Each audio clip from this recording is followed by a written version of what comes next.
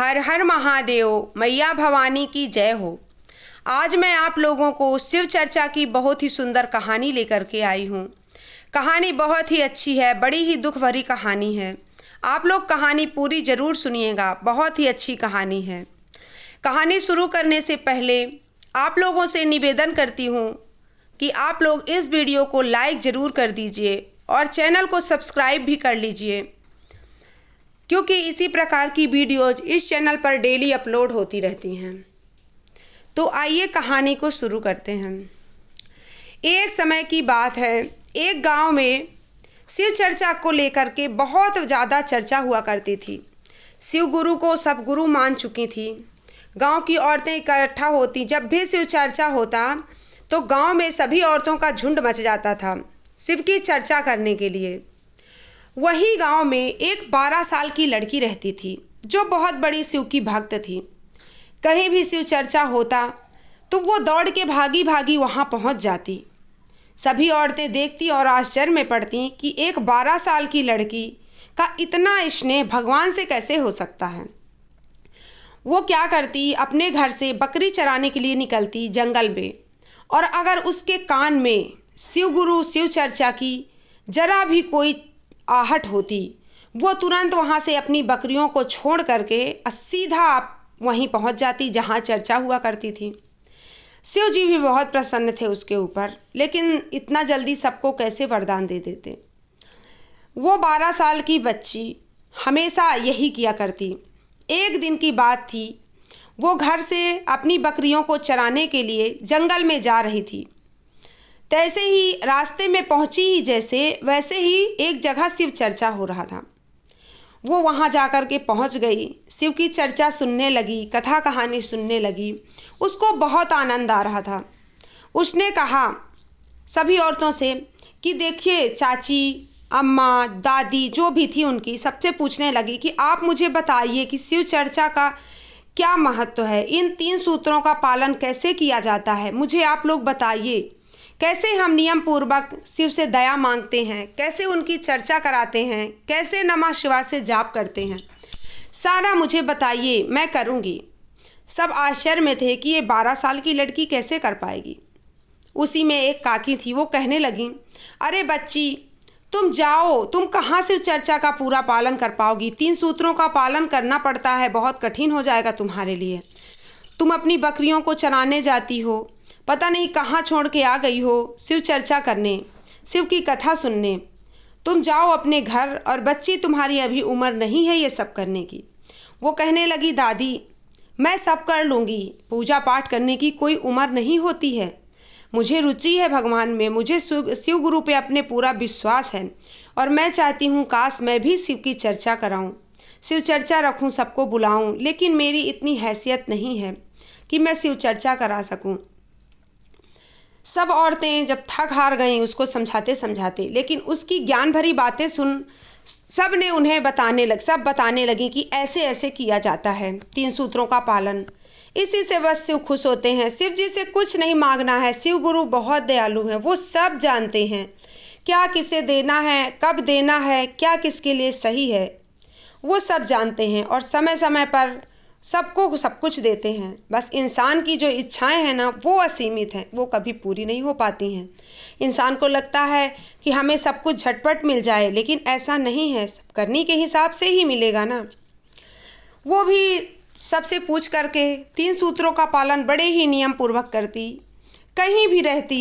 शिव गुरु ये नहीं कहते हैं कि तुम 1 घंटा 2 घंटा बैठ के ही मेरे सूत्रों का पालन करो, कहीं भी रहो, बस मन में शिव गुरु होना चाहिए, बस इतना कहते हैं। उनके 3 सूत्रों का पालन करना कोई कठिन नहीं है, बहुत ही आसान है, और मन में भक्ति हो तब तो सब कुछ आसान ही लगता है। वो ऐसे करते करते बड़ी हो गई, उसका विवाह करना था।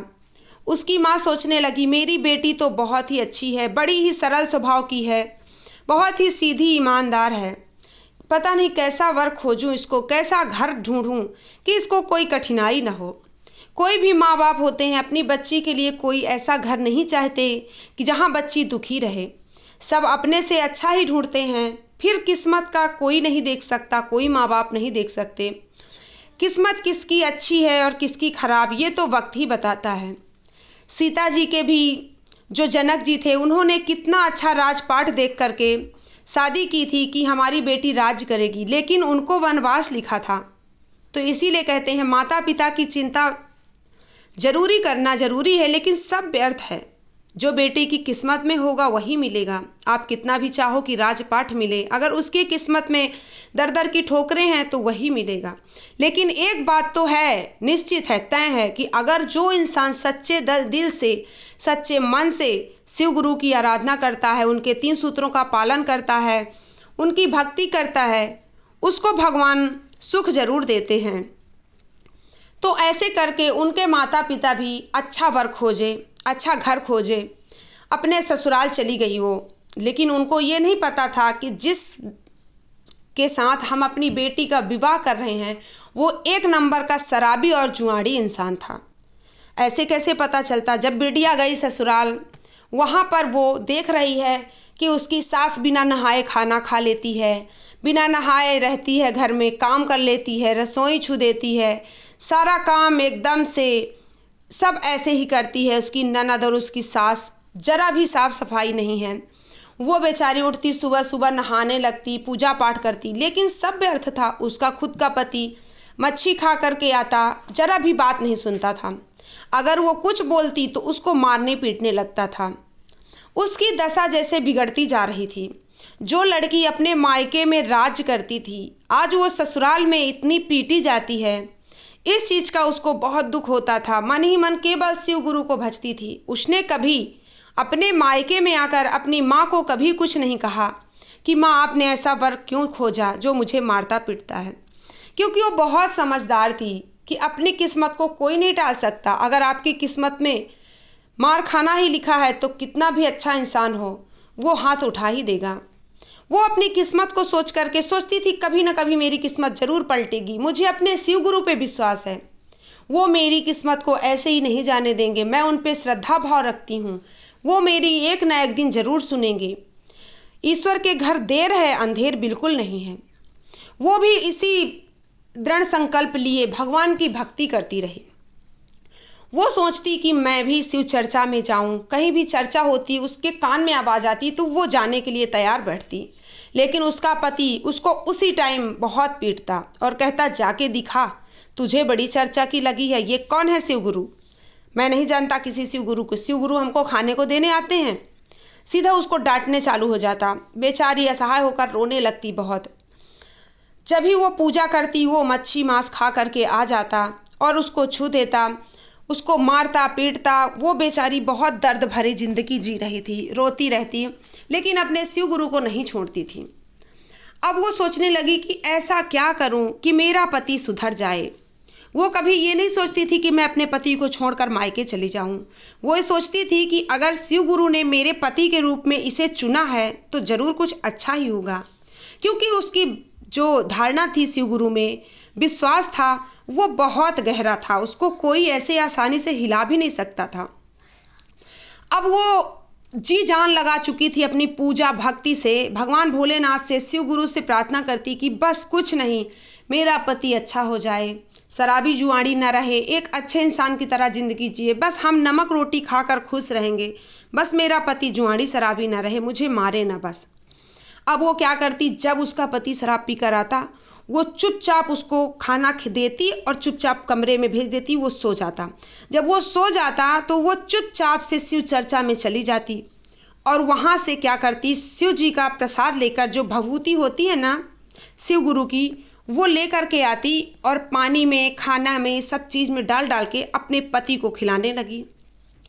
धीरे धीरे धीरे धीरे 1 महीना बीता, 2 महीना बीता, 3 महीने बीते, ऐसे कर करके 4 महीने बीत गए। जब वो 4 महीने बीत गए, धीरे धीरे करके उसके पति में 1%, 1%, 1% ऐसे करके सुधार आते गया। उसको जरा भी उम्मीद नहीं थी जिस चीज़ की, जो जरा भी नहीं सोचती थी कि पति इतना जल्दी उसके बदल जाएंगे। 4 महीने लग गए, लेकिन उनका पति एकदम अच्छा हो गया। अब तो वो धीरे धीरे क्या करता, जब उसकी पत्नी पूजा करती तो वो खुद अपनी पत्नी से कहता कि बताओ क्या क्या सामान लेके आना है तुम्हारे पूजा के लिए। वो तो आश्चर्य रहती, लेकिन उसके मन में जो भाव थे ना शिव गुरु के प्रति, उसको विश्वास था, वो और बढ़ता गया। अब धीरे धीरे करके उसका पति उसको बहुत चाहने लगा, उसकी सास उसको चाहने लगी, उसका पति की नौकरी लग गई, कमाने लगा, और उसकी सासू माँ भी अच्छी हो गई, नहाने धोने लगी टाइम से, और टाइम से खाना बनाने लगी, टाइम से पूजा पाठ करने लगी। खाना तो ये भी बनाती थी, दोनों मिल करके काम करने लगे साथ में, सब कुछ अच्छा होने लगा। उसकी माँ जब सुनती कि उसकी बेटी इतनी खुशहाल भरी जिंदगी जीती है, उसको बहुत खुशी हुई। कुछ साल जरूर लग गए, उसकी माँ को कानों कान खबर जरूर थी कि मेरी बेटी दुखी है, लेकिन वो जानती थी कि मेरी बेटी किसी भी हाल में खुश रहना जानती है। उसने कभी मुझसे आकर के शिकायत नहीं की। ये बहुत बड़ी बात है, एक बेटी का बहुत बड़ी बात है किसी भी बेटी के लिए, कि कोई भी दुख हो, जरा जरा सी बात अपने मायके पे ना कहना। बहुत सरल, बहुत ही अच्छा स्वभाव उस लड़की का था। अब उसकी जिंदगी शिव गुरु की कृपा से बदलने वाली थी। उसका पति इतना अच्छा हो गया था, पैसे कमा करके लाता तो सारा पैसा उसके हाथ में रख देता कि अब तुम घर की लक्ष्मी हो, तुम ही अपने हिसाब से खर्च करो। उसने कहा, मेरी एक बात मानिए, मुझे शिव चर्चा कराना है। मैं जब 12 साल की थी तब से मैंने ये सोच रखा था कि मैं अपने से शिव चर्चा कब करूँगी, तब मेरी इतनी औकात नहीं थी, लेकिन आज मेरे पास औकात भी है और समय भी है और खुशी भी है कि आप इतना बदल गए हो। बस मैं अब शिव की चर्चा कराना चाहती हूँ।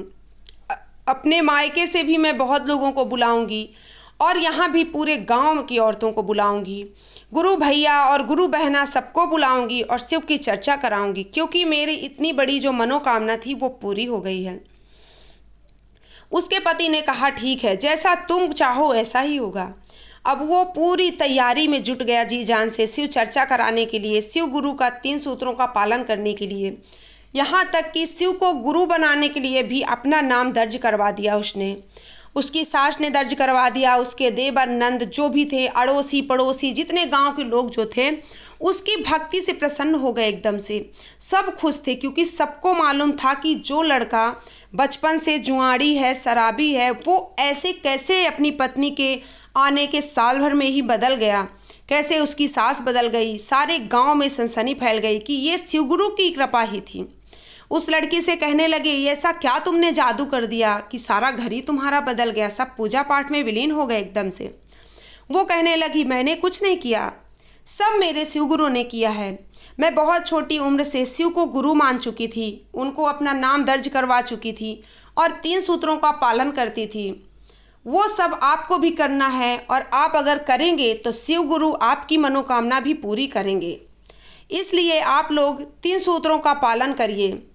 जैसे कि पहले में दया मांगिए।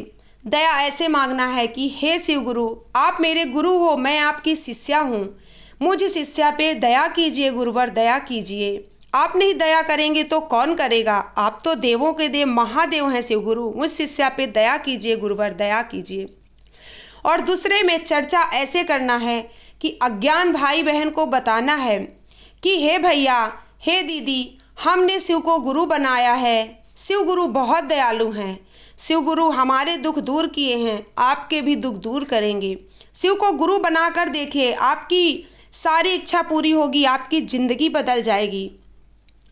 और तीसरे में नमः शिवा से 108 बार जाप करना है, माला द्वारा, अल्पा द्वारा। जैसे आप माला से भी नमः शिवा नमः शिवा नमः शिवा करते हैं ना, सांस अंदर लीजिए, नमः छोड़िए, शिवा, ऐसे कर करके आप 108 बार नमः शिवा का जाप करिए। दिन में 1 बार, अनेक बार, जितने बार मन करे, कोई ऐसा नहीं है कि कितने बार करना है, जब आपका मन करे तब शिव का नमन कीजिए। शिव गुरु बहुत दयालु हैं, सच में शिव गुरु बहुत दयालु हैं, सबके ऊपर दया बरसाते हैं। उनसे दया मांग कर तो देखिए, वो जरूर आप पर दर्शाएंगे। ऐसे करते करते पूरे गांव में शिव की चर्चा बड़े धूमधाम से होने लगी। अब तो शिव को बहुत सारी गुरु बहना और गुरु भैया सब ने गुरु बनाया शिव को। अब सब 3 सूत्रों का पालन करने लगे, सबकी जिंदगी हरी भरी हो गई, बदल गई, सब खुशहाल जीवन जीने लगे।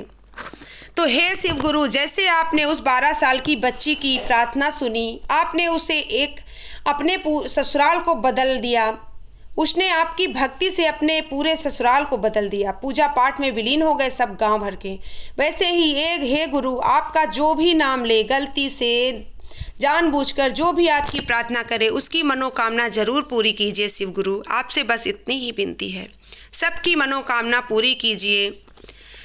तो ये थी मेरी आज की कहानी। उम्मीद करती हूँ कि कहानी पसंद आई होगी। अगर पसंद आई हो तो वीडियो को लाइक कर दीजिए, और अगर ना पसंद आई हो, गलती हो गई हो तो माफ़ कर दीजिए। तो चलिए, इसी कहानी से ये कथा पूरी हुई। प्रेम से बोलिए हर हर महादेव, घर घर महादेव। मैया भवानी की जय हो।